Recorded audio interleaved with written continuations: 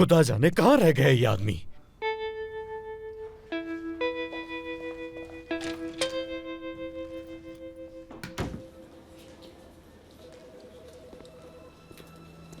ज़ैनब। हाँ, good morning Mohsin साहब। Good morning. क्या हसन साहब अभी तक नहीं आए?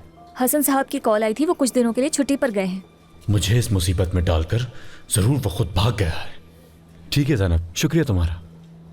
कोई बात नहीं। ये तुमने मेरे साथ अच्छा नहीं किया। अब मैं करीम साहब को जाकर सब कुछ बता दूंगा।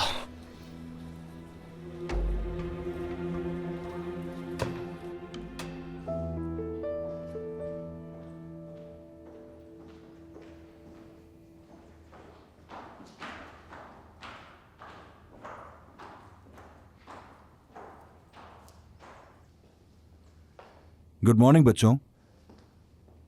Good morning. Good morning. Good morning.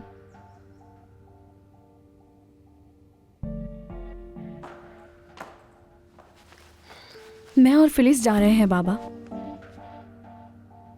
कहाँ जा रहे हो तुम लोग?